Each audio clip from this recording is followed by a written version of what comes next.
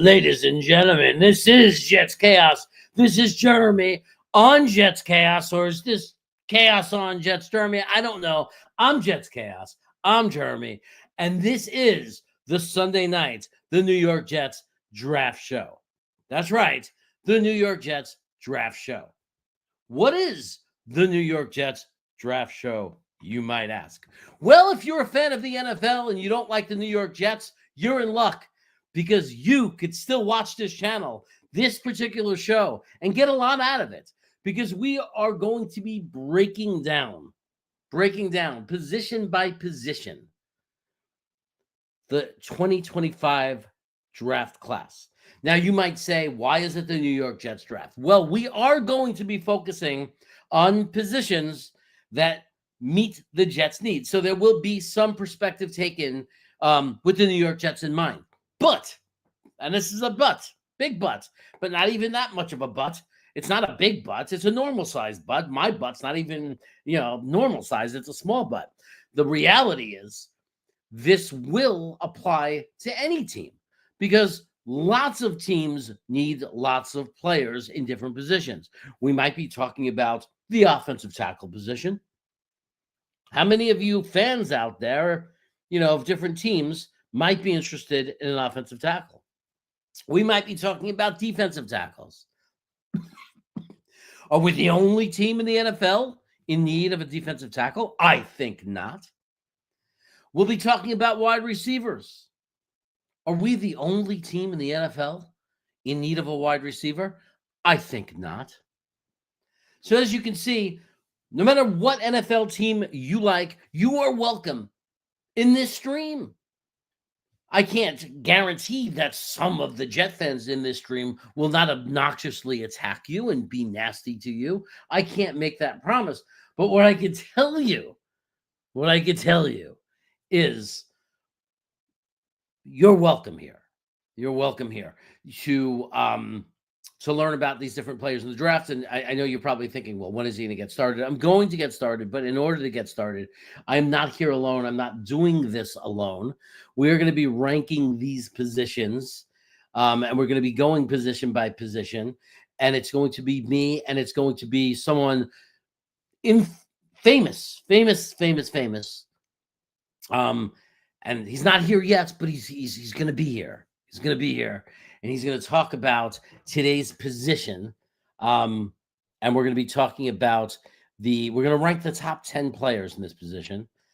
This is a position that we feel is important to the New York Jets, because we had a player named DJ Reed. And DJ Reed is moving on. He's already said his goodbyes. He gave his little tweets. He made it very obvious that he's moving on from the New York Jets, which leaves the New York Jets with a question mark in the cornerback room. Now, the other obvious choice, are probably our third cornerback, the number 3, or the backup to Sauce Gardner and DJ Reed, was Brandon Echols. He's a free agent also. So technically, he's not a New York Jet either. So Brandon Echols is maybe somebody we want to re-sign, get him signed on and keep him on board. We also have a guy we drafted last year at the probably the 6th round. His name is Stigler. He played in Canada. He did not have a bad rookie year. He didn't play that many reps, but he looked pretty good in preseason. We heard really good things from him. So there's some things like that. I see people in the chat, you're asking questions about the draft and what the Jets are going to do. We might have time to talk about that. Remember, it's a little bit of a different topic here. We're focused on something a little different. We're going to be talking about the different positions and ranking the positions. But you can talk amongst each other in the chat and have that discussion. I know some of you are wondering, what would you give up and what would you trade for Stafford? I think that just to give my 2 cents as we wait for my co-host, the real cost of Stafford might be the money consideration. Like, how much is it going to cost financially to bring on Matt Stafford? There is a financial aspect to it.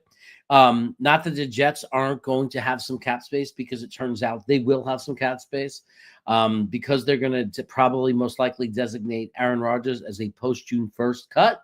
He's not going to cost us as much money as he could have if we ripped the Band-Aid off. So he's not going to cost us $49 million or anything like that this year. He's going to cost us more like 24, I think. And Devontae Adams will surely be cut and say, that's right now counting when, 38 million against the cap, and it's really going to only cost us 8 million when we cut him.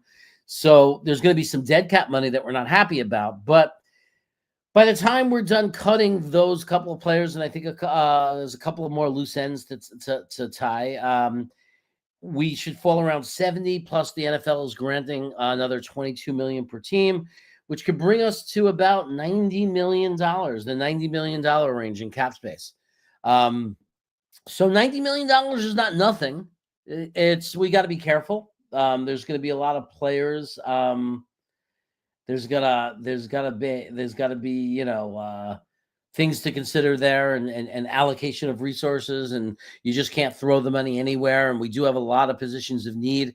So really the questions and the things to talk about are what are the Jets going to try to address in free agency, and what are the Jets going to try to address in the draft? We're going to be focusing on this show on the draft, but as we get closer to April, obviously the needs of the team will change as we make our free agency moves. So right now, it's very obvious that we do not have a safety room at all. There are 0 safeties. I don't know can anybody name a safety that's technically on our team? I don't know if you can. So that's a position of need. Tight end's a position of need. We have lots of needs. But without further ado, let's talk about it. And I'm going to let you know what position. If you looked at the thumbnail, or the title of the video on the show, you might already know the position we're going to be focused on. But before I do that, let me introduce the man himself, Project Prospect, Tom C. Jeremy, back where it all started, man. Me and you talking about draft prospects leading up into a draft, dude. There's nothing better. Who would have thought? Better. Who would have thought? Who would have thunk it? Who would have thunk it? But you know what? I think it's different than a few years ago. I think everybody knows who you are now. They all know your name. I don't know about that, but when we first talked, you weren't pretty much featured on almost not only Jets channels but other channels. But you're featured in a lot of places. So it's great to have you here. It's great to have you in a different capacity, rather than just focus on the overall draft and who would you pick and who do you like. To get back to our roots, which was talking about position by position, ranking the players, talking about the players of that position, and helping just spread general knowledge to people who don't have the time that you have to watch hours and hours of film. And just get a good idea of the guys that are going to be available at each position in the draft. Yeah. I think we're starting today at cornerback. That's right. I was already talking about the fact that DJ Reed is gone, that Eccles is not signed, that we have Stigger and pretty much maybe JBC? Bernard Converse. Yeah. None of these guys proven. A lot of people not feeling too comfortable about it. But then again, maybe we bring back Eccles and the 3 of them fight for the job, and whoever gets it will be okay compared to, I don't know. Well, let's start there. When you look at the roster and you look at the changes, right? Obviously this is going to be a year of change in a lot of ways, right? New sheriff in town. New boss overseeing the sheriff in Muji, and new sheriff in AG, new defensive coordinator, right? And Steve Wilkes, who I think gets slept on a little bit. Like he's been a really good defensive coordinator throughout his career. All his stops, his teams have put up. Whether it's San Francisco, whether it's Carolina, everywhere he's been, he's put up very good defenses. And the thing that I like about Steve Wilkes, now we don't know if this is going to be Steve Wilkes's defense, like his baby, or if he's going to be running Aaron Glenn's defense, or if it's going to be a combination of both. But what you can do is pull out the outliers of what both of those guys, schematically really believe in. Mm-hmm. One is you're going to see a lot more press man-to-man coverage. You're going to see a lot more cover one.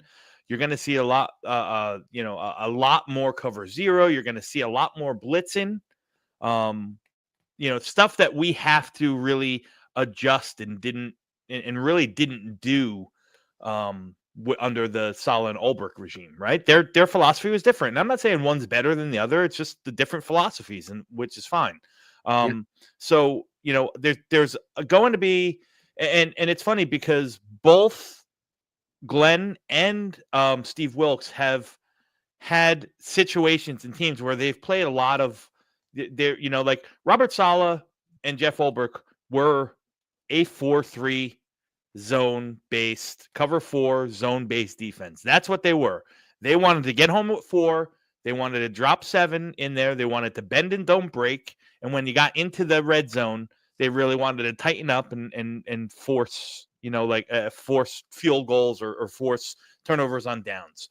I think that we can expect this coming year is we can expect a lot more aggressiveness. We can expect a lot more pressures. We can expect a lot more simulated pressures. They're going to do a lot of false fronts where they're going to show something. They might show like they're playing man, and at the post snap drop off into different coverages. There's going to be a lot of blitzes from the outside, a lot of those zone dogs where they're bringing cornerbacks and they're bringing safeties up and blitzing and dropping off linebackers and defensive linemen and stuff like that. So a lot more exotic looks I think we can expect.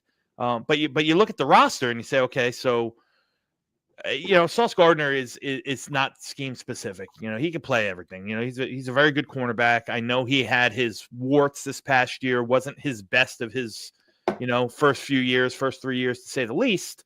But he can line up and he's long and he's physical and he'll get hands on you, so he can line up and play press or man coverage right without question. Same thing for Michael Carter, right at the slot position, but probably one, arguably. I mean, I know the back injury hurt him last year, but he's arguably the top 3, maybe top 5 nickel cornerbacks in the entire league, and he's getting paid to do so, right? So we didn't, that has something to do about what's going to happen in this room moving forward, right? You're paying Michael Carter top 3 in his position. You assume that whether it's this year or next year, Sauce Gardner is going to get paid top 3 in his position, right? It's a lot of money that you're going to invest in the cornerback room.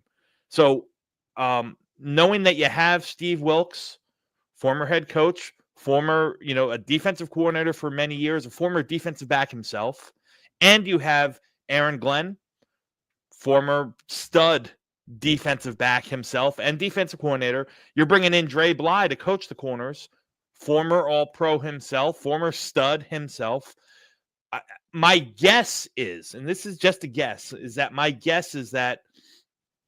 the ideas of spending big in free agency to fill CB2 or using pick number 7 or really high capital to go get a cornerback 2 is probably not going to be of paramount importance to these guys. My guess is that they're going to, either go into free agency, that second wave of free agency, and bring a bridge guy in, just like they did with DJ Reed. They paid DJ Reed at the time fair money. It wasn't top of the market, but it was fair money. He got paid like a second tier free agent. So they could do that for a year or two while they're developing Stiggers and JBC. They could give one of those guys a chance to play opposite Sauce. You talked about Eccles. I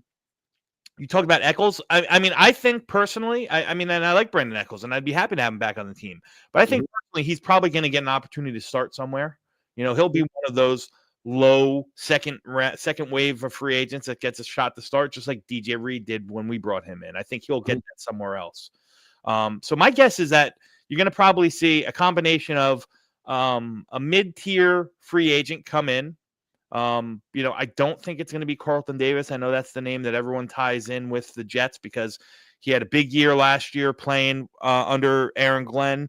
but you're talking about paying him 17 to $19 million a year. I just don't think that's going to happen. It's probably going to be a mid-tier guy, along with the hopes and understanding that you're going to work on developing both Stiggers and JBC to compete, and if not win the CB2 role, at least be the depth pieces that can take over, in 26 or 27 for whoever that cornerback 2 is.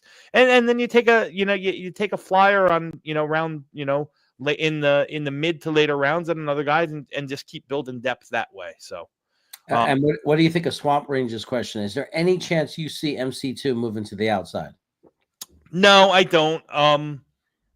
I mean, he's so good at what he does. Like, to put him outside, and to put him out, first off, he's short. There's something to say about, those cornerbacks that are 5'10" and below. But to put him outside, I think you're putting a big gaping hole at the nickel slot. And the one thing, and we didn't see it a lot last year because of the back injury, but the one thing that goes way under the radar with MC2 is he is so good at fitting the run from the slot. Again, because remember, when he's playing the slot corner, he's pretty much in the tackle box or right there. Like, he's part of that, of that front seven where he's got to support the run. He does a really good job fitting the run. So I think, if you put him out there, you're just causing another, you're robbing Peter to pay Paul. I'd rather keep the guy who you're paying top 3 at his position. Right. I'd rather him get healthy and keep him at his position and worry about filling that opposite side. Right. Yeah. So that being said, knowing, forget 7. I mean, I agree. And, like when forget free agency, you might bring in a mid guy, but then let's look at the draft and let's look at the draft class, and maybe not 7, but let's rank and talk about the different cornerbacks that are going to be available in the draft, because we do have, a lot of mid-round picks. We got some, a couple of picks in the 6th round. We got a 5th round. I think we got. We got obviously a 3rd, 4th, 2 5th, and 2 6th. Those could be packaged together to move up or Yeah, something. sure. And of this cornerback class, like, I think it's a good class. I don't think it's the best that I've been in since I've really dove into the scouting thing. I don't think it's the best cornerback class that I've seen. I think it's far from the worst. You know what I mean? I have 11 guys with a day 1 or day 2 grade, like a solid round 1, 2, or 3 grade. Then I got another 2 guys who have a late 3rd, early 4th grade. And then 1, 2, 3, 4, 5, 6 guys with either a solid 4th round grade or a late 4th, early 5th. So that's 19 guys right there. Wow. You know what I mean? That's 19 guys right there. You're going to be able to get some guys that can play in depth. So we'll go over the top 10. That works for you?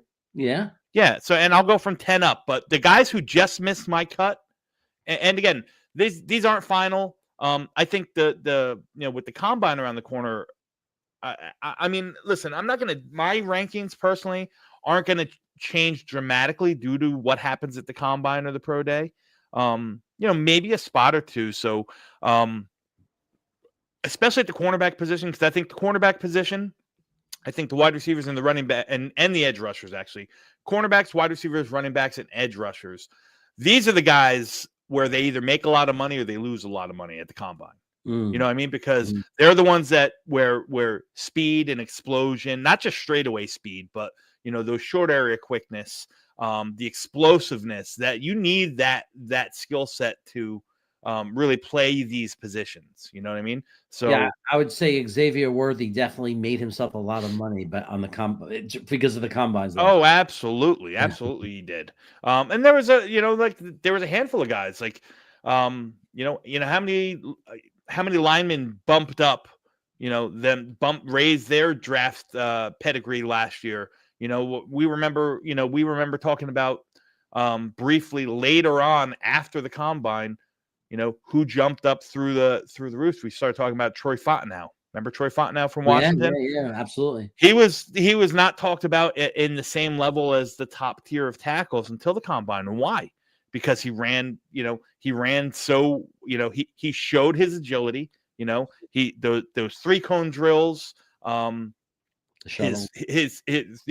The shuttle, the 10-yard splits being at like 1.54, which is really, really good. Like he made himself some money. And then you go back a couple years. Remember DeJuan Jones out of Ohio State, the big guy? He lost himself. I was just watching an old video I made about him, screaming about how he tore up the combines and tore up the Senior Bowl. Yeah. And but some of his numbers, he showed well in the power, right? He showed, I think he had like a 38 in the bench press, this, that, and the other thing, but he was slow of foot, and that dropped him. Max Mitchell, we all know Max Mitchell, right? Yes. Max Mitchell has historically, in my eyes, even though he got taken, we took him in round 4. Max Mitchell historically had probably one of the biggest plummets that I've ever seen. He was because of his combine. He tested out so poor athletically. And for those people who say these combine scores and these things don't matter, here's a guy who was projected to go very high in the draft and then plummeted afterwards. And we saw him do okay his rookie year. I mean, he didn't.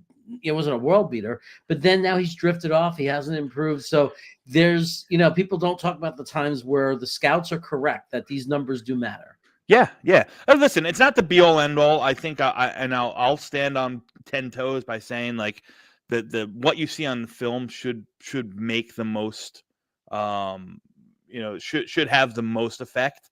But if you get a guy like a cornerback, like we're going to talk here, that doesn't show that he's very explosive, how are you going to be able to know that he's going to be, in his back pedal, it's going to be able to click and close, on and break on the ball or something like that? Like, so it definitely matters. I think more so here. So before we get into the top 10, I'm going to give you a couple guys, Jeremy, that just missed. We'll call them honorable mentions. Okay. One of them being your favorite, Tommy Hill. One of your favorites from Louisville. He's an off coverage guy. I think he's built very good. He's just a shade under 6'1". He's about 205 pounds.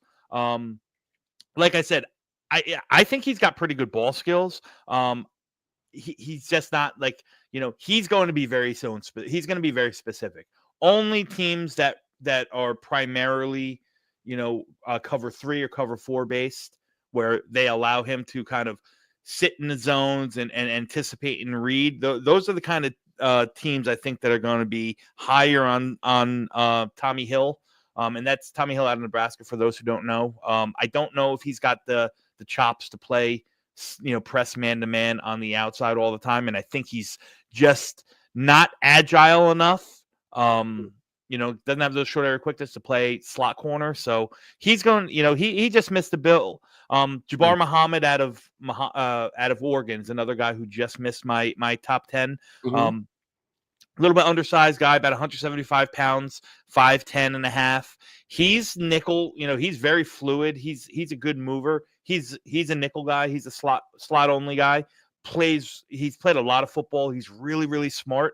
Like I said, he just lacks that overall size and build, and the fact that he's not, he's very quick, he's not very explosive or athletic. So I think he's going to have a little bit of a kind of lower athletic ceiling. So those are two guys. Quincy Riley's another one. Quincy Riley is my 12th ranked cornerback in the class. I liked Quincy Riley a lot last year. I think this year he didn't play the same. I think that he's a guy that can offer something in special teams. He just needs to get, he needs more sand in the pants, man. He's really, really skinny. He's another guy who's really not going to generate a lot of interest from teams that are more man heavy. And he's one of those tweeners where, you can stick him outside and have him play, the boundary in a cover 3 or cover 4 defense. But that's really what he's going to do. He's very fast. I think he's a guy that, he'll get drafted. Obviously, he's going to get drafted probably, some point in late or early day 3, in the round 4, because I think he's going to come in and affect the game right off the get go on special teams as he works himself through into a depth corner. Right. So it seems like that, because it's like the floor gets a little bit higher if they can contribute on special teams. Yeah. So, again, these are my top 10 overall prospects, but when you take into a Jet account, I count one, two, 3, 4, 5, 6, 7 of these 10, I think are really, really good, and they excel at man coverage. And then you get guys like Travis Hunter, who I just think is an alien as an athlete. I think he's better as a zone corner per se, but we'll get to him because he's towards the top of the list. But my 10th overall prospect right now in the class, Jeremy, is Zy Alexander out of LSU. Yeah, I see his name a lot, obviously in the mock drafts and everything. Yeah, so he's got the size, 6'2", the shade under 200 pounds. Again, we'll find out their real measurements when they get to the combine, which starts this week. Interesting about him is he was a baseball player, man. He was a really, really good baseball player that had some issues, and as an educator, you should know this. He got zero. He was a 0-star recruit.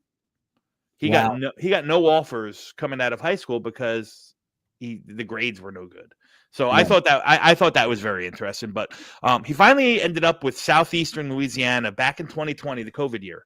And he got came in and he started, I think 6 games or something like that. Ended up playing really well in 2021 for them before he transferred over to, or actually 21 and 22, where he made he was first team all conference in whatever division Southeast Louisiana State plays. I'm not exactly sure. Before he transferred over to LSU, which is known as DBU, right? And he started 2023. He came in. He was a starter, tore his ACL. So he came back this year, and he played well. Again, this is a guy, like I said, he's a press man corner. He's a physical. He's got that attitude that you want your outside. Like, he's a shit talker, excuse my language. And that's what he is. Really good with his technique, really good. He'll get hands on guys, like doesn't allow those free releases. What I love about him is he's a ball hawk, man. He's a guy who makes plays on the ball. And Jeff fans light up when you start talking like that. Exactly. He is a guy that makes plays on the ball. I think he had like 21 pass breakups and 13 interceptions through his entire career. Wow. So he makes plays on the ball. Like I said, his technique is good. He's fluid in the hips. He can keep in the pocket, and he's fast enough where if he does get beat, when the receiver does get a quick, gets a release and gets a step on him, his makeup speed is really good. You blink an eye, and he's back in the hip pocket of the receiver. What I also love about him, like that attitude that I talked about, his physical style of play as an press man also kind of bleeds out into the way he plays run defense. So he's a really good run defender on the flank as well, which I think is, it's not the most important thing, but I think, it doesn't hurt. You get a cornerback that can tackle on the outside. That's great. Listen, is he the perfect prospect? No. I don't know. Like, he's fast. I don't know how, I don't know where he's a guy that I'm curious to see how he tests and that RAS score comes out, because I'm curious to see how explosive he is. He was asked to do a job at LSU, and he really didn't vary from it. He followed wide receiver ones, and he played them press man the whole time. So not a lot of off coverage reps. Don't know how he does in those read and react kind of situations. I think, being a taller corner, he's a little bit high hipped at times. So that back pedal where you really got to get low and get over your toes seems to struggle a little bit with it. So, but a guy I think that when you talk about 3rd round, 4th round, could be a target, for the Jets because of his skill set, his ability to really affect the game and turn the ball over. And listen, if you come out of it with a depth piece that can challenge to be a starter in 2 to 3 years with a fourth, with a mid-round draft pick, I think that's a home run. I love it. I love it. And when do you think he'll get drafted? Like, if you had a guess? I listen, I got a 3rd round grade on him. My guess is that people will start going around. People will start talking to him. So, his name, or I think his name will come up in conversations somewhere between mid-round 3 and the end of round 4. I mean, if I'm thinking realistically, I don't know. I can't really predict that. I can tell you that he graded out as a day 3 guy, but it's probably somewhere between that day 3, day 4, round 3, round 4, maybe early round 5 if you're lucky, but probably not.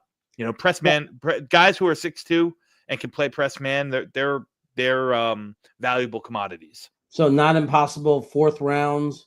Not impossible in the 4th. Not impossible in the 4th round. Definitely in play for the 4th round. Wow. 5th round might be a little bit of a reach, but right. Yeah. But if the Jet fans see him picked, now he's a press man.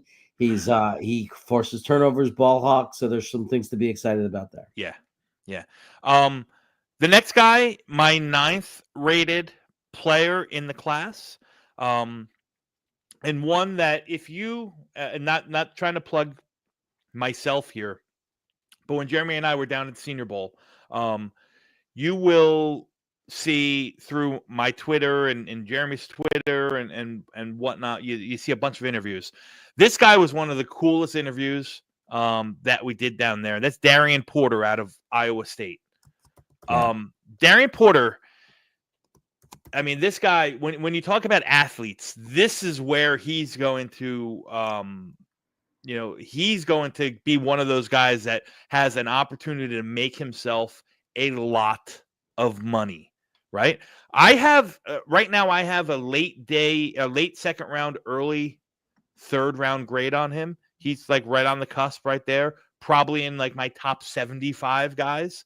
Wow. But it wouldn't surprise me. And why I said probably is because I have only done a dedicated top 50 right now. I'm still working through a lot of guys, putting top hundreds and top 150s. Guys just do it, I think, just to put names in there. I'm not one to do that. So he'll probably end up in around the top 75, right around 70 or 75. But it wouldn't surprise me if he hears his name called very early in round 2. Like I'm talking like Tennessee or the Giants or the Raiders that early, like top of the 2nd round. Wow. This guy's gonna be one of the best athletes. I think Darian Porter, and I think Jalen Milroe, and probably Shamar Stewart from when you talk about the big guys. Yeah. I think those guys are gonna test athletically through the roof. He was a former 100-meter and 200-meter champion in high school. He had also a converted wide receiver, which I think is pretty cool. So he's been with Iowa State since 2019. He was there pre-COVID, right? Wow. Yeah. So he is a little bit older, but he's experienced. They moved him over in 2022 where he transitioned from wide receiver to cornerback, and he started half of those games, and then he started a full season in he didn't really become a full-time starter until this year in 2024. He played sparingly in 22 and 23 on the defensive side. Really more so was there to help on the special teams. But when you talk about a guy that can run with anyone, that's Darian Porter. And again, he does it at 6'3.5", 205 pounds. Like he is just a lightning bolt, man. Really, really smooth. You're going to hear me talk about a lot with these guys. You talk about loose hips. He's going to be, he has that ability to backpedal and then flip his hips right open and start running forward with ease, like as smooth as they come in this draft class with some of his movement skills. He has the ability to being a former wide receiver, he understands routes and route concepts and offenses. So he has the ability to match movements with these guys. He knows if the receiver takes a jab step to the outside, he's probably trying to come across his face. So he's really good at that. Really, really long athlete as well. Almost 34.5-inch arms. So Wow. that plays a lot into it in being able to, affect the pass and get his hands up there, take the ball away at the high point, does all those things that you want cornerbacks to do. Again, I think he's a great man. I think he's built for man coverage, but he's still learning how to play man coverage. Again, only been a starter for 1 year, and he was a 24-year-old starter. A 24-year-old by the time he ended up a starter, but he's got those eyes. He's got those eyes for zone coverage as well, so he can read. He's athletic and explosive enough that he can read what the quarterback's doing, read the quarterback's eyes, and break on the ball. Tons of special team experience. I think he has in his career at Iowa State has 5 blocked punts, 2 of them for touchdowns. Wow. Think about that. 5 blocked punts. Wow. That's two of them for touchdowns. Yeah, that's not an accident. At some point, you have to start saying, okay, there's something about this athlete. Correct. So he definitely needs a little bit more play strength. Not nearly I'd probably say he's below average in run support. So that's something that's going to need to develop, and really he just needs reps. Ideally, I think that Porter would benefit from a team with a coaching staff full of DBs like the Jets have, and I'd want to take him, and I'd want to just give him no rush, like kind of really develop this guy. Yeah. And because I think he's got the talent and he's got the athleticism that he can eventually become your CB2. Wow. I don't know if I want to plug and play him right away. However, I think if the Jets are interested in him, they're going to have to, they might have to take him around early. So I don't see him, if he tests as I think he's going to test in the Senior Bowl, not Senior Bowl, the Combine. I don't see him getting out of the top half of the first round. I really don't. Wow. That's incredible. And we're only up to number 9. Yeah. Oh. Well, I mean, listen, some of these guys are going to go later, but because these are just my rankings. But right. I just talk about like the athleticism that this guy has. I think is going to it's really at like at a different level. Maybe Travis, like I said, maybe Travis Hunter, maybe Shamar Stewart are going to be, and maybe Jalen Miller are going to be test better athletically than this guy. Not many people. Wow. So number 8 for me, Jeremy. And this is the guy that you can circle twice in red, put a check mark, put a flag next to him. This is the guy that I am planting my flag on, where I think it's the best, that perfect blend of where need meets team need meets skill set for the Jets and value. And that's Noel Williams out of California. Noel? Nohl. He was a Shrine Bowl standout. This guy's a press man. This guy's a press man. Cover corner through and through. He even took. Last year he had like 42 slots or 42 snaps in the slot. Not that many. But man, you talk about again that physicality that he plays with. 6'2", 200 pounds. Not nearly the athlete of Darian Porter, not nearly not nearly the length of Darian Porter or the speed of some of these guys. But he is a technician. He's an absolute technician. He's physical. He's the kind of guy like you talk about Zy Alexander, you talk about Noel Williams, like those guys are meant to play in a defense that's aggressive because they have that aggressive mentality. That's their play style. He started his career at UNLV before transferring over. Again, another guy that has, for a physical cornerback, has really good closing speed. Does well, punches through the ball, like really, really good technique. Even when he beats or when he gives up a step. Like I said, he uses his hands really good. He gets hands on receivers and jams up their releases as good as anybody in this class. he matches movements and he matches, he's got quick feet, so he can run with the defenders. And again, another guy with ball skills. He gets interceptions, and he's not one of those just in the right place at the right time. Like, he goes up and makes those circus interceptions. He'll break on a ball, from the hash and catch it past midfield. Like he does a good job. He plays with anticipation. He does a good job clicking and closing and breaking on balls. And I think he's versatile also. I could see him eventually transitioning and becoming a single high free safety as well. He's got that, he's got that skill set in him. I think he even in his early days in UNLV, he even played some box safety for him in certain things.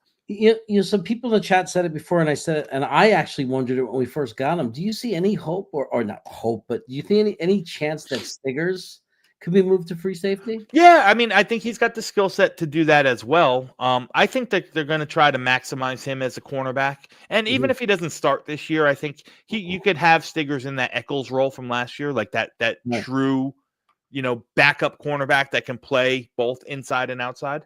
Okay. Fair So enough. the thing with one of the knocks on Williams is he can be a little bit too aggressive at times. Called for too many penalties.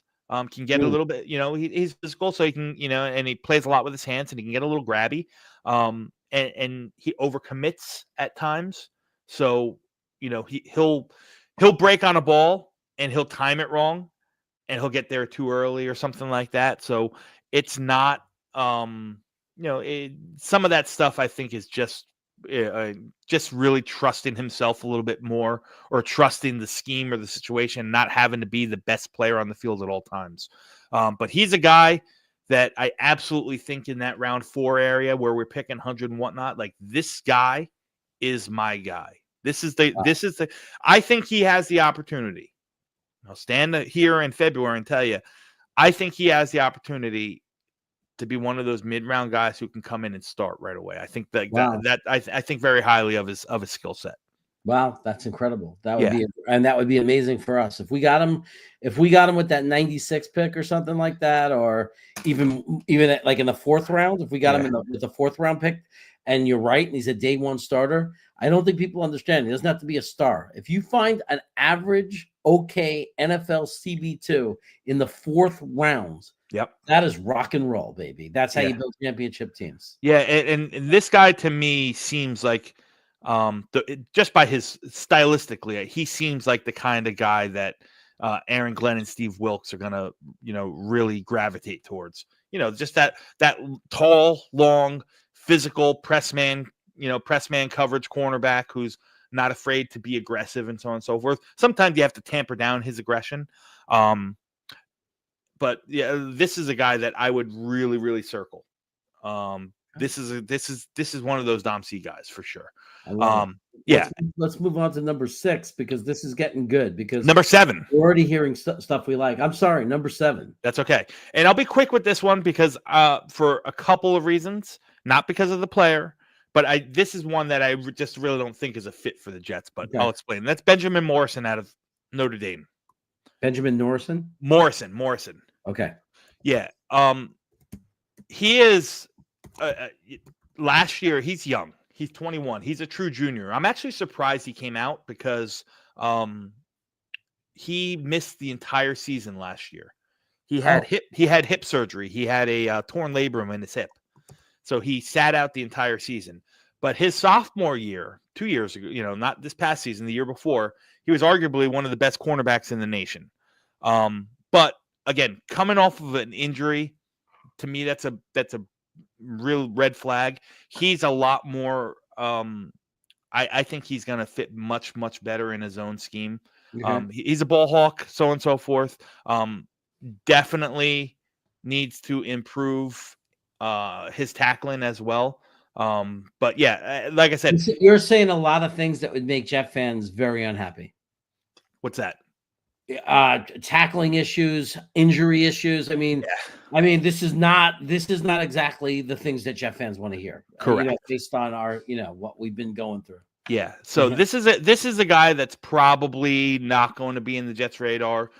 There's going to be a team that rolls the dice and takes a chance on him in round 2. I don't think it'll be the Jets early in round 2, but crazier things have happened. To me, stylistically, I don't think he's the best fit for the Jets. So, I'll move on quick from Benjamin Morris. My 6th cornerback in the class, out of Ole Miss, is Trey Amos. Now, Trey was at the Senior Bowl. I don't remember if you remember him. I know he injured his ankle, just like an ankle, like turned his ankle. Played it safe. He didn't do anything days 2 or 3 of the Senior Bowl, or half of day 2. What school did Trey play for again? Ole Miss. Ole Miss. Okay. Yeah, we didn't get to talk to him, did we? No. He's really good though. Like really, really good. He's another guy. He's an older prospect. He's 23 now. He'll be 24 once the season starts. Went to Louisiana Lafayette to start. Killed it there. Transferred to Alabama, and played behind Kool-Aid McKinstry and Terrion Arnold last year. So after they made the coaching change, he also moved on to Ole Miss, and I think it was a great move for him because he had a really good season. He only let up 101 yards this past season. Wow. 45% catch rate. Now, in fairness, they didn't throw. He kind of shut off half the field. They threw away from him a lot of the time. Well, but that's fine, right? Like when you're that good that you shut off. And when you say Ole Miss, right away, they play LSU. Like they're playing real. Yeah, they're an SEC team. Yeah, absolutely. Yeah. They're playing a team that right now has a quarterback that's going to be talked about as a top 10 pick next year, most likely in the 26th NFL draft. So that's who he's covering wide receivers against, and he's covering. He was covering LSU wide receivers. So people, I know our fan base likes that, right? They like guys that have went up against real competition. Yeah. So a long frame, again, long arms. He's not the tallest guy. He's just a shade under 6'1". Probably going to weigh in somewhere between 195 and 200 pounds. But he's long. Like I said, he's got 23 career pass breakups. A really good wrap-up tackler. He's got under a 10% missed tackle rate throughout all of his years in college. He's very scheme versatile, so he can play. He can match if you're in his zone. He can play off in his zone. He can play off man coverage. He can press up and play. Again, another really physical guy. He understands how to use his length and leverage to his advantage. He challenges everything. Challenges all the catches. Punches through the hands. Technically, he's got a knack for finding the football and getting his hands on it one way or another, whether he's breaking it up or picking it off. Again, another really physical guy. That's to me, I think that's a positive. Some will see it as a detriment because he can get too handsy. He uses his hands and he holds a lot. Doesn't have he's not the quickest guy. He's fast, but he's not very quick. So I think that if he doesn't get hands on receivers, and somebody starts to beat him, that's when he starts to get a little handsy. So maybe that's just some technique stuff that hopefully, if he ends up with the Jets, that Dre Bly and Aaron Glenn and Steve Wilk can kind of work on him. To me, I think this guy is an ideal cornerback too. He's a guy that I would spend second round capital in. Wow. Yeah. And then maybe even he slips to the third, but I think that would be kind of holding your breath. If he's a guy that they target that they really like, I could see the Jets pulling the trigger in the second round, or maybe even trading up in the third round to go get him. That would be an incredible investment for the Jets, right? Imagine using that second round pick with all the guys that are going to be on the board. That would show real commitment to the position. But again, you talked about it before. It looks like that the direction we're going. The secondary is going to be really important. I could see maybe they trade back slightly in the second round if they read the board that way. Yeah. Say it's a little bit of a reach here. We can go back 15 spots, 20 spots, maybe pick up another fourth round pick or fifth round pick or whatever it is, and then grab him then, and then gain that extra pick. I mean, who knows? Maybe we Yeah, I like that. And I like like I said, he's got over 38 starts in his career. So he's grizzled. He's not someone who's shy, and he's not someone who's green. He's played a lot of reps. So I think he's a guy that can come in and play pretty early in his career. My number 5 corner in the class, Savon Revel from ECU. I'm not going to talk a lot about him. I think he's phenomenal. He probably would be pushing for number 1 or number 2 in the class if he didn't tear his ACL. This is Savon Revel. Okay. Revel. He's from East Carolina. From East Carolina. Okay, a lot of people don't know about these guys. So well, I'm gonna listen. He's a name that a lot of people would be talking a lot more about if he didn't tear his ACL this past year. So he's gonna be another. You spelled his name wrong if it matters. It's Shavon. Okay. It's spelled Chauvin, but it's pronounced Savon. Anyhow, 6'3.5", 195 pounds. Again, another long-armed, really, really agile, really quick press man coverage corner. Again, medical red flag. Probably going to be too early for the Jets. There's an opportunity that I think Savon Revel goes late in the first, and the team takes him and redshirts him and lets him get healthy. And then he's got true. I think he's got true cornerback 1 upside. But but coming off that knee injury is going to be real thing. He just plays. Like I said, he's another guy who's got a nose for the ball, turns the ball over all the time. The fiercest competitor that is on the field, just about anyone, plays intense, with that tenacity that you really like to see in your outside cornerbacks. I've heard, and this is not my original, so I've heard a lot of people who I respect in the scouting industry who have comped him. I think actually maybe it was Connor Rogers, one of them, comped him to Antonio Cromartie, that type of player, type of upside. Without the injury, was this a first round potential? Yeah. This is the top half of the first round pick if he's not injured. Wow. And that's always enticing, or intriguing, like a guy who, because if he comes back from the injury and it's a non-issue the rest of his career, it's a little bit of a risk, but at the same time, the opposite side of that risk is tremendous payoff if you grab this guy at 42, right? Yeah. Listen, if I'm the GM, if he's there at 42, I'm having the conversation. That's what because I think his upside is worthy. I don't know if that's what the Jets will do, but I think if he's on the board at 42, you have a conversation about him. Because like I said, and if he does reach that, if he does reach that ceiling of Antonio Cromartie, I mean, you remember Crow with us, right?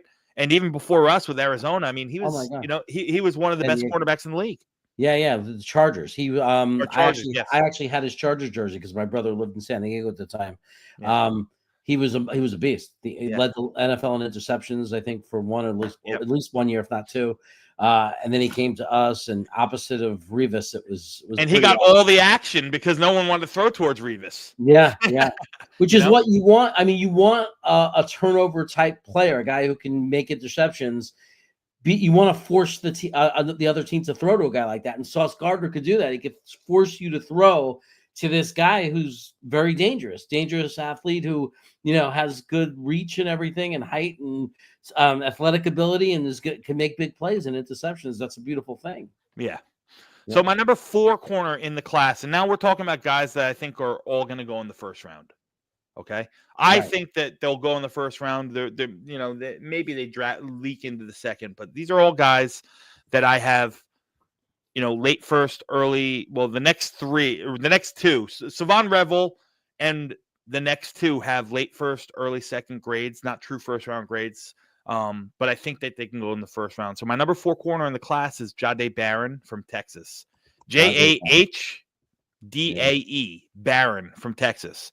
Smaller guy, 5'10", 5'11", solid 200 pounds. This is a guy who's he's a football player, man. And you love guys like this. He started his career. I mean, he's played at Texas the whole time. He's only 22 years old.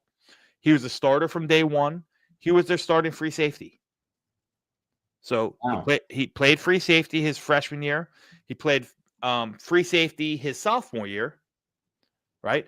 He then transitioned and played slot cornerback his junior year, and then and was he was a second team All Big 12, and then this year he was first team All SEC as an outside cornerback. So he just does everything. He's just a football player, man. You talk about versatility. There's no more versatile player at the cornerback position than Jahdae Barron.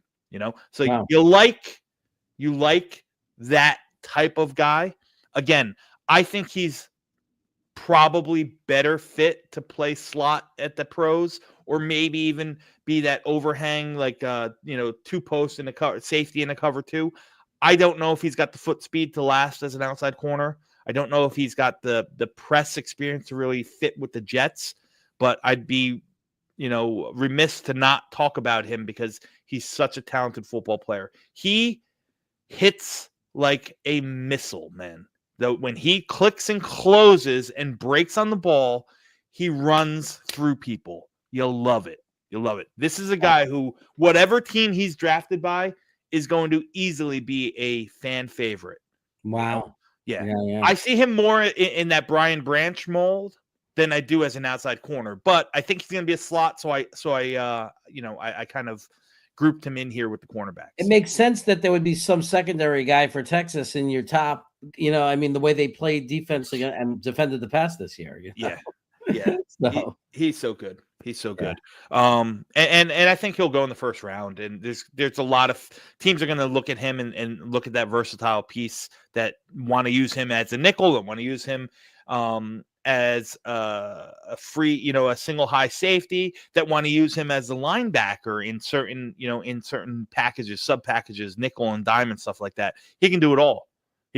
So, maybe not the best athlete, but probably the best football player of all the 10 guys I talked about. Wow. So doubtful to be a Jet unless he magically slipped to 42. Yeah. And I don't think that's happening. I can't see him getting past, teams like Washington or Baltimore who picked towards the end of that first round. I've seen him even as high as like San Francisco at 11 in some people's mocks. And I know mocks are just make believe. So, But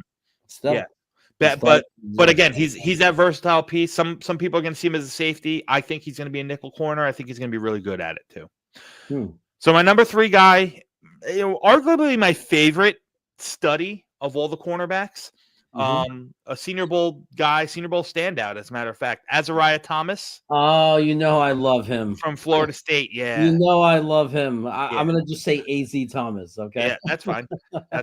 Again, built for the NFL. What school did he go to? I forgot. Florida State. He was ridiculous at the Senior Bowl. He was ridiculous. He was a big high school recruit coming out of Florida. Coming out of the state of Florida in high school. He was a backup his freshman year, but played a lot. And then he came in 23, earned the starting job halfway through the season. And this year just really took off, kind of matured into his body a little bit. Again, 6'2", 200 pounds, perfect size, physical, great frame. Again, another smooth mover. Clicks and closes, really, really good press man technique. And the one thing that I've gotten from some grinding a little bit and talking to some other scouts and whatnot, they say that this guy is, he's going to be high on a lot of people's boards. He checks the boxes. Like he's got like super high character, supports, has like 4 or 5 brothers and sisters, all younger, supports them all. Like, he's going back to school, even though he's coming out early, made a commitment that he's going to go back and get his degree and this, that, and the other thing. Was a captain for 2 years, even not even as a starter, was a captain as a sophomore. Wow. Yeah. Wow. So, listen, he'll give up a big play every so often. He does. He's not perfect. He'll get burned. He gets toasted. Few and far between, but the plays that he makes are jaw-dropping. To me, this is a guy with a little bit more consistency and a little bit more reps because he hasn't seen a lot of, like I said, he's only been a starter for a year and a half, just turned 21 years old, with a little bit more reps and really a lot of a lot of development from a lot of attention paid to him from the cornerbacks coach and whatnot, and defense corner, head coach, or whomever. I think he has he's got that CB1 upside for sure. He's a guy that, similar to, oh my God, why am I drawing a blank? Who's the cornerback there in Dallas? Well, his last name is the same as a brother, right? Yes. Diggs. Diggs. Similar to Diggs, I could see him having a season like that where he's making 7, 8, 9 interceptions in a game. You know what I mean? And man, we've been just starving for that as a fan base. Starving for it, Yeah. So we would love I actually think that's a pretty good comp in upside and stylistically to Trevon Diggs. I love Azariah Thomas. I would love him at 40. At 41, I'd be completely content. But again, there's a lot of cornerback needy teams, and I think he could sneak into the bottom half of the first round pretty easy. I want to thank Danger Zone for the super chat and for shouting us out. Yes. I was on his show on Friday, and I know, Dom, you're going to be on his show this coming next Friday, and it's a great show, man. Him and Dan Murph talking ball. People should definitely check out Danger Zone. Fridays at 9 p.m. 9 p.m. on Fridays, guys. Definitely check out Danger Zone. The Danger Zone's always one of those shows where even if I'm doing stuff or whatnot, I always have them on and listening to them. Dano and Murph are both really two good guys, and you don't get a lot of the BS and the nonsense around them. They're just they're just there, and they really put on a really good show. So definitely go support those guys. Absolutely do, and it's still available if you go to their channel after this and you want to see. A couple of days ago, I talked. I spent 2 hours with him talking ball, and it was a great time. So if you haven't seen it, go to Danger Zone, check out that video, watch that show. I'm sure you'll like it, and do not miss Dom. I mean, nobody should miss Dom C ever. If you really, especially when we're coming up on a draft, you don't pass on your content, buddy. Yeah. The next two guys, my number 2 in the class and number 1 in the class, there happen to be number 2 and number 3 overall in my class. Phenomenal. Listen. I'm going to talk about number 2 a lot more than I'm going to talk about number 1, because I think number 2 is a polarizing name in the Jets community. So I want to talk about him. That's Will Johnson from Michigan. Yeah, I had a feeling you were going to say that. Obviously, I mean, there was only one other name it could be, but I kind of had a feeling that one was coming. I've gotten to see a lot of this. Michigan is, as you know, is one of the teams I watch a lot. Yes, and a lot of people learned that about me when they watched me go all crazy for JJ McCartney last year. I said, Jeremy, I didn't know you know Michigan so well, and I was like, yeah, I watch a lot of actually because I love the coach. Yeah. I actually love the coach, who's now the coach of the Chargers, unfortunately not the Jets. So. Yeah. So Will Johnson, again, missed half the season this year, dealing with a toe injury, turf toe, plantar fasciitis.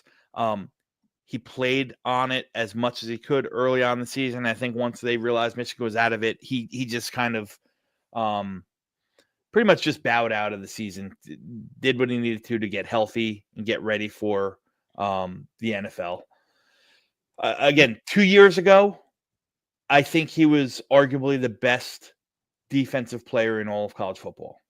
Like he's a guy who I thought at that time was on a level, and this is very high praise, but on a level of Darrelle Revis, like how he, could really just take away half the field and really change a game and an offensive game plan per se. I think that's what Will Johnson did 2 years ago. You didn't see it from him this year because, like I said, he was battling a toe injury, and then he missed. I think he missed the last 6 or 7 games because of that toe. It's the kind of injury, though, that you heal from and doesn't have to be, there's different types of injuries. This is not an ACL. This is not an Achilles. This is the kind of injury that he could put behind him and very often never shows its ugly face again. I mean, this is, they have special soles that you wear in your feet to prevent it. Yeah. I mean, this is something that I don't think should be that much of a concern. Yeah. So, that being said, we talked about his toe injury. He did have off-season knee injury to clean up an injury that he suffered in the Ohio State game last year. Now that you got to think about. Yeah. So that, and maybe that had a reason, like like you have a knee injury and you compensate in other parts of your body. So maybe that had something to do with it. Again, that's just speculation. There's no fact behind that. This is just me talking. But again, first team All-American in 2023. 12 rare skill set of size and athleticism. He's big, he's long. The way he accelerates, the way he decelerates, the way he can stop and plant and break on balls, the way he can stop and change his complete trajectory of the way he's moving, breaking, like turning on a dime. Matching movements for wide receivers, staying in the hip pocket, really active hands, during the pass routes, breaks up a ton of balls, has he's taken 5 interceptions to the house throughout his career. The first pass of the season that was thrown his way this past year, he took home for a touchdown. So he's just a big play waiting to happen. Got ball skills. You could tell he's a cerebral player. Like, I love the way he thinks. He sees what's happening. He sees what's going to develop. The guy seems like he never gets tired, which is another thing. I know that sounds crazy, but, you get a guy in the fourth quarter, who's been on the field 60, 70 reps, and he's still giving 110%, and it's still at like an elite level. It's fucking phenomenal. So not a great tackler. I'll call it like it is. He's not going to support you too much against the run. Very Jalen Ramsey-esque, the way he plays the run. But look, you think of Jalen Ramsey, and you don't think of him as a big run fitter. You think about him shutting down wide receivers. That's exactly what Will Johnson can do.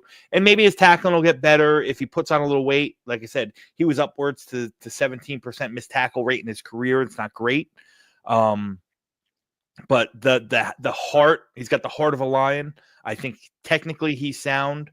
For him, it's going to be where he is physically. The last thing that you want to do is, you've had a guy who, even though he didn't miss time at 23, he injured that knee and had to have surgery on it. And then he missed half the season this year with that toe injury. The last thing you want to do at number 7 is not be sure if you're drafting the guy who's too oft injured, and has that injury moniker. Right. I absolutely think, I'll say this on camera, I absolutely think he's worthy of the 7th pick. I also absolutely think that it wouldn't be the best allocation of assets and resources for the Jets to take another cornerback in the top 10, considering that they're already paying Michael Carter big money to play the nickel, and they're already going to have to pay top dollar for Sauce. Right. So who wants to stay? I mean, Sauce is a guy. Everything indicates that Sauce is going to be maybe not a lifetime, but a second contract New York Jet. Yeah, but talent-wise, like I said, he's my number 3 overall player in the class. Talent-wise, it's there. The situation that the Jets are in, I don't know if it makes sense. I think that those resources could be better spent. That, especially number 7, which is what you're going to have to use to draft him, could be better spent elsewhere. Yeah. Now, if you told me that, and the combine's going to be big for him, if he shows healthy with all the injury things, and even if he runs, I'm not sure if he's going to. I assume he is, but there's been questions, brought up or raised about his long speed.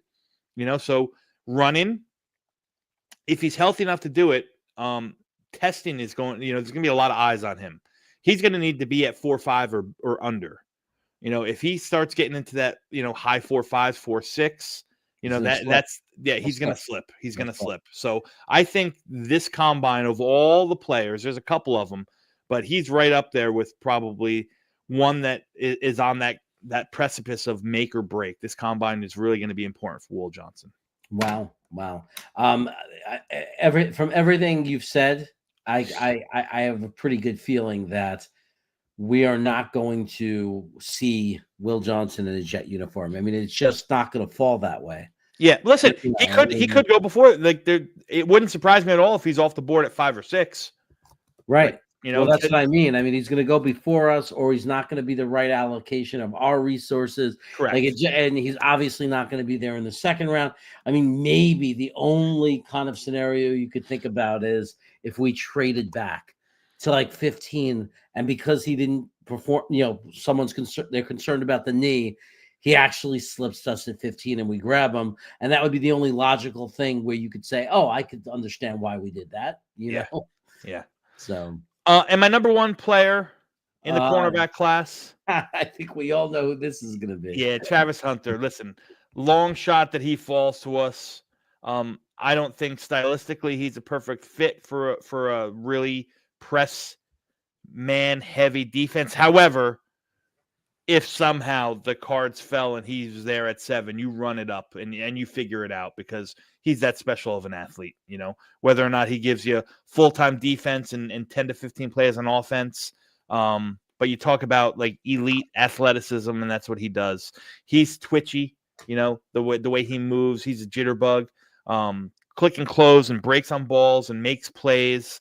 I think he's much more fit for his own scheme. He's a little bit small at 6'1", only 180 pounds, so he needs to put a little bit of weight on. But yeah, listen, he's a phenomenal player. Number 2 player in my class. I don't think he's going to reach the Jets at 7, so I think that's a moot point. But I'd be remiss not to talk about him because he needs his flowers. He's earned them. Yeah, I mean, and the fact that you could every once in a while when you play 11 personnel on third down, and you have this guy that you could bring in and who's who could have been maybe not a top 10 pick at wide receiver, but certainly could be a legitimate wide receiver and a legitimate extra weapon on your team. Mm-hmm. And it's very hard to imagine that. It's so hard to imagine him landing somewhere where that's not going to be the case. Like, I'm sure he's going to get onto the field on offense sometimes. What do you think? Yeah, no, I mean, I think that's the case. I think he's going to be a full-time. I would play him full-time as defensive back. Yeah. Whether it's an outside, in a boundary corner in his own scheme, or a nickel corner, because I think he's athletic enough to move that way. But yeah, and then you can kind of work him into certain packages and whatnot on the offense. But and just an outstanding football player, outstanding athlete. Yeah.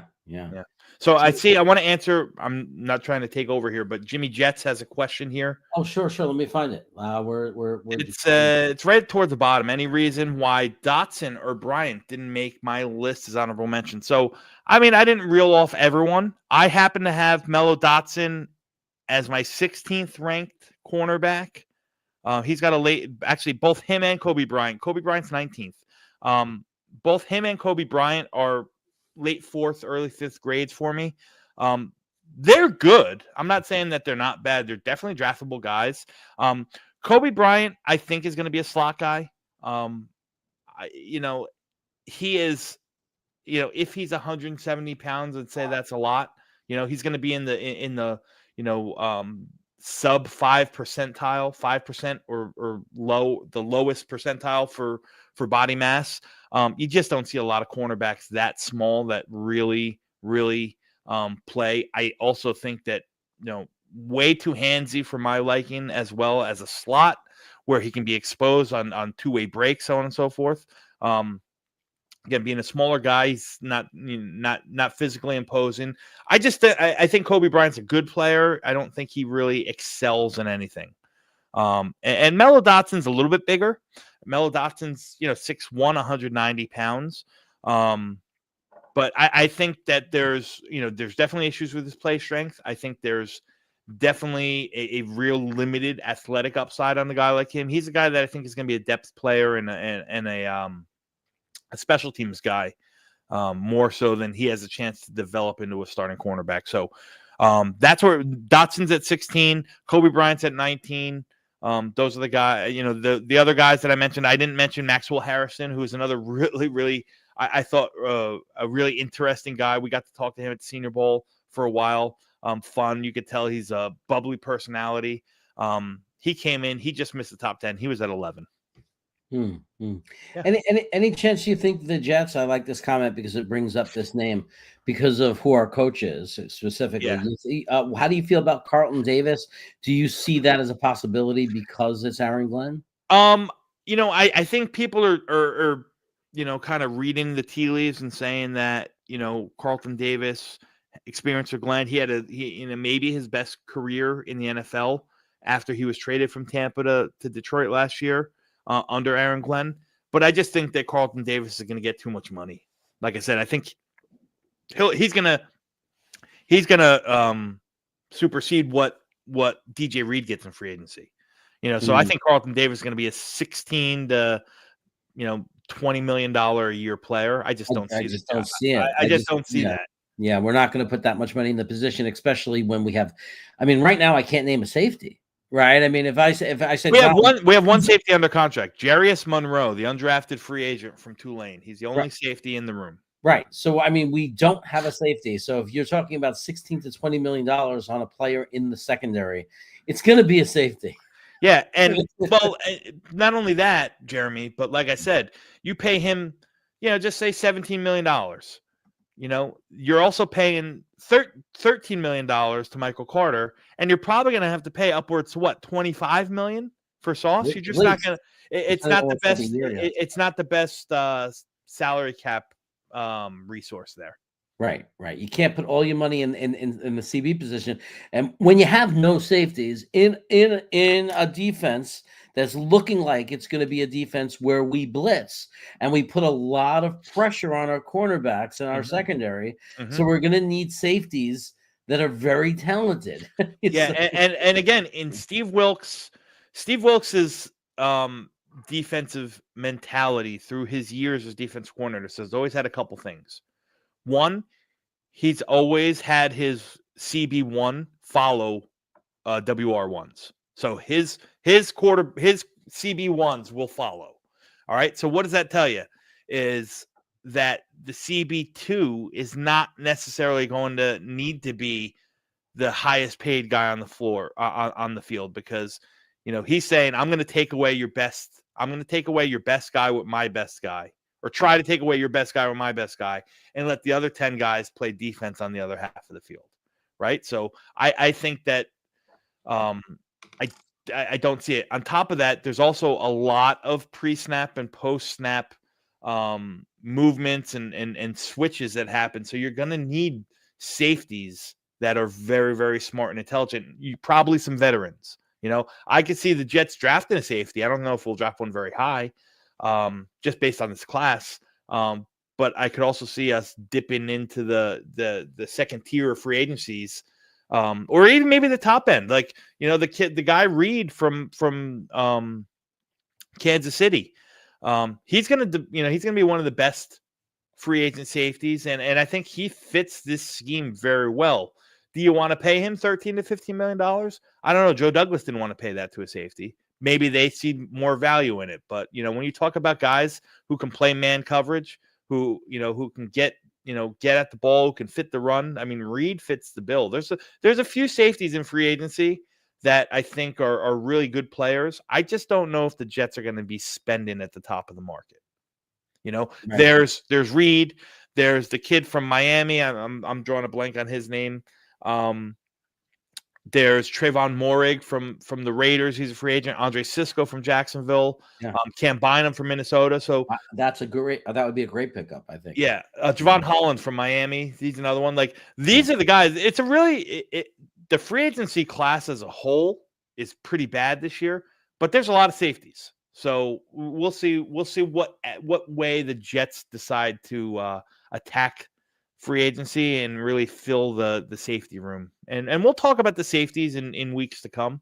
Yeah, sure. Absolutely. We're going to. And I could see us picking up a safety in free agency, and I could see us Drafting one, I don't know. Obviously, I don't. Again, I don't think it's going to be the first or second round for us, but Correct.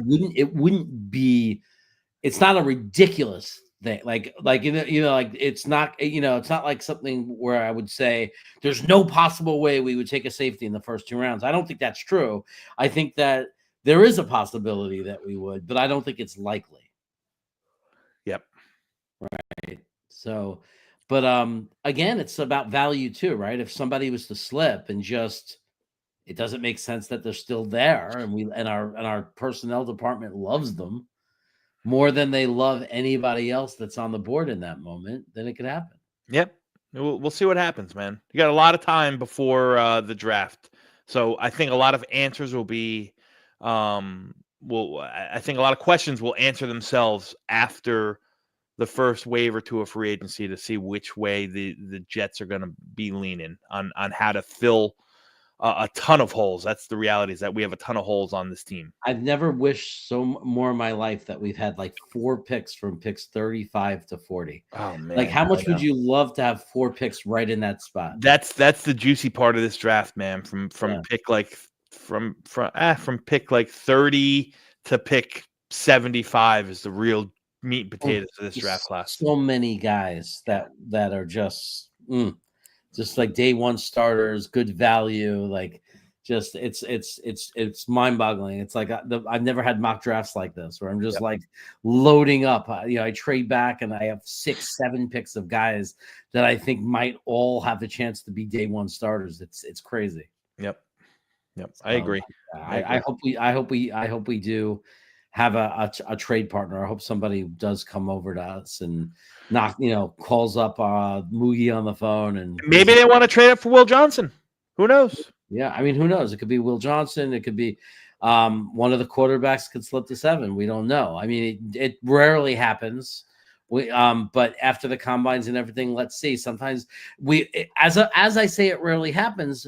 Many times we've seen it happen. We've seen that shocking fall of a quarterback where a quarterback just falls and falls and falls. Yeah, because none of the scouts on any of these NFL teams they all saw something they didn't like. I think there's a better chance, and I'm not suggesting it, but I think there's if I had to bet on one side or the other, I think there's a better chance of a team trading up for quarterback 3, maybe a Jackson Dart or whomever it is, wanting to trade up to 7 for quarterback 3 than there is for Ward or Sanders to fall to 7. Right. They're going to get picked, and what we have to hope is somebody loses their mind and says, I want to trade up for Jackson Dart. Yeah, I agree.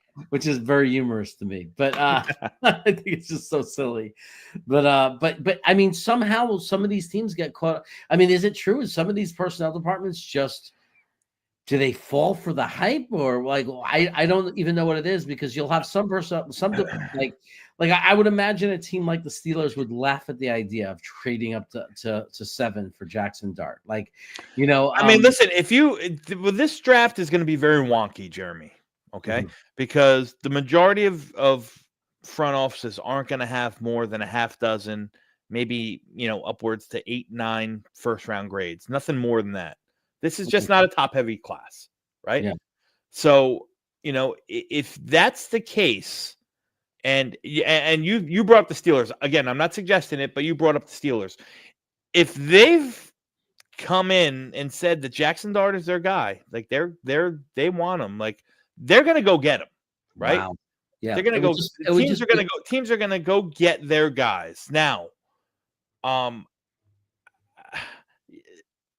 Listen. Anything is possible, I guess. I don't know, man.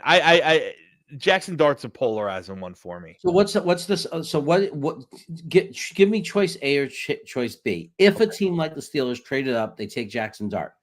Choice A, their thinking is, don't worry about his mechanics and the way he throws the ball. He has his own way of doing it, and he gets the ball there, and we're going to just allow him to be what he is. Or B, we believe that we could fix his mechanics, and if he's doing this with those mechanics, think of what he can be once we fix him. For this player in particular, my thoughts would be, if a team falls in love with Jackson Dart, and hey, maybe it's the Jets. We don't know. But if they fall in love with him, they're saying, we think that he's got an upside that can be a plus NFL starter, a very good NFL starter in 2 years, right? Mm-hmm. So even if we have to bridge until then even if we throw a bridge quarterback until then, we think that his upside is very good starter, Pro Bowl level guy. Maybe but it's a mechanical thing. The mindset of they have to develop them. Yeah. I don't think I don't think any team's gonna draft Jackson Dart and throw him in there. I don't. Because of the offense he plays in. There's a lot of factors that plays into it. That offense is one thing. I mean, the guy's never taken a snap under center. He's never taken a snap under center. Wow. Yeah. A wonky offense at Ole Miss. But there's no denying that he's talented, Jeremy. He can affect the game off platform, out of the pocket. He can use his legs. Yeah. He's got a strong arm. You see it. You see how and we talked about it, ad infinitum at the Senior Bowl. Like we watched it. I remember specifically saying, just watch him. He throws the ball. He spins it really well just using his arm, because his footwork and his hips are all off. Everything's off, floating off the back foot. And listen, maybe that just works for him. It's worked for Aaron Rodgers for 21 years. Yeah. You know what I mean? Yeah. Like, listen, I think Jackson Dart has a little bit of young Aaron Rodgers in him. Now, could a team really hone all of that in and bring him to his potential upside? Maybe, but it's a big risk. You know what I mean? It's a very severe risk, but I like what you're saying. I mean, I agree with what you're saying. And Aaron Rodgers sat for a year, right? Also, like he got to sit because the Green Bay had Brett Favre. So, and the one thing I always say about Jackson Dart, is, hey, I'm not going to sit here and say it's impossible, because maybe he's just one of those guys that's going to be an outlier. It's not going to look pretty, but he gets the job done, and he's just going to, and I love the way he runs with the ball. It's very physical. He's a very aggressive runner. Yeah. I just think Jackson Dart, forget about his mechanics, because they need an overhaul.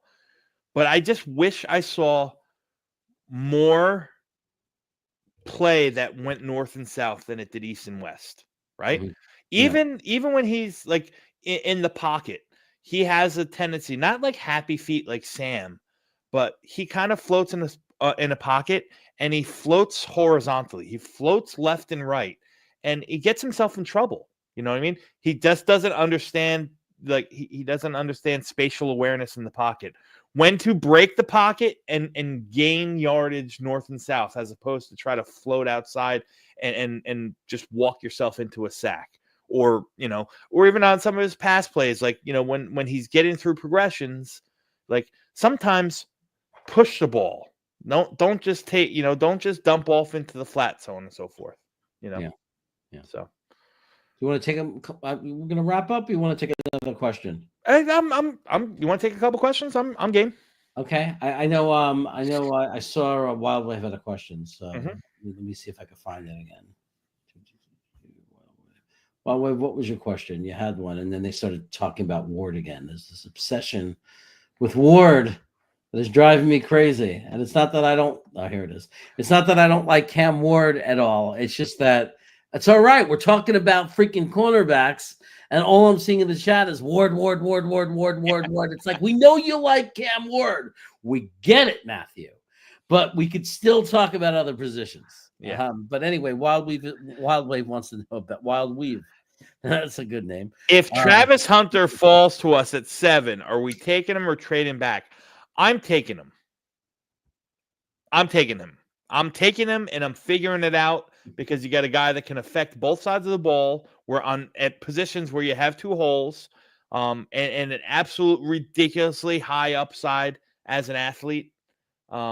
So for me, he's one of the guys that you're not moving back from. You're not moving back off. I'm not even letting the kid that's supposed to read our pick read it. Yeah. Like, in other words, I'm so excited if I'm the Jet guy, the adult, that works for the Jets that I push the kid away. I say, "You get out of here. I'm doing this." And I'm running over to the podium and I'm saying, "Yeah, baby, Travis Hunter is a New York Jet." Yeah, listen. I think you'll have people that would say, "Hey, perfect opportunity to trade back, this, that." Yeah, but there's also athletes that of his caliber don't come around all that often. Yeah. So, all right, guys. I want to thank everybody that was here with us who watched our first showing. We appreciate you viewing. We did very little advertising, very little notice, and a lot of you stayed with us and found us, and that's great. And we're going to try to be here every week, every Sunday. We might, or most likely will, move to 9 p.m. So every Sunday, 9 p.m., put it on your calendar. Dom C and I will be here. We're going to go through the positions, find out what position we're covering next week. It's going to be fun. By the time the draft comes, if you don't have time to do it yourself, you might have some of your favorites, but I'm sure you'll have some that comes from this show. And on draft day, you're just going to know what's going on. You're going to see all these names, and you're going to know these names, and you're going to know who you like and who you don't like, and it's going to be a lot of fun. I don't know. I mean, but since doing this and getting to know you, Dom, draft day is so much more fun for me. Yeah. It's always fun. It's always fun. And yeah, listen, we get a chance to chop it up together, Jeremy, again, and really get back to the roots and talk about these positional groups, and some of them are going to be better conversations than others. You know, there's going to be some real boring conversations that we get into, I'm sure.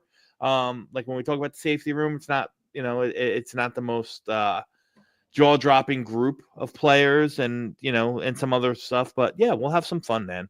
We got 2 months until the draft. Right, February 20-something, April 24th. So we got a bunch of stuff to put out and talk about with you guys. So appreciate you guys being here in the chat. Bring the questions, spread the word. We'll try to get some more notice and advertising about this show, and we'll go from there, man. Absolutely. Love to be doing it with you, Dom C, greatest co-host in the world. And I'm gonna end it with a blast from the past, guys. An old show I used to do with a friend of both Dom C and I, Adam, when we used to do a show. I use this as an intro, just a memory. I think Dom C is in it, of when we first met in person. So take care, everybody, and enjoy this. We are live. We got Harry W. We got Richie from Jets Media, Matt O'Leary, Iowa Jets fan, we're in the house. We got Dom C in the house. We got Steve, live, CEO of the Jet Lounge. So I knew I'd get rich on my channel. Let's see what's going on. Yeah, there we go. Let's go. Jets by 1 million today. Yeah.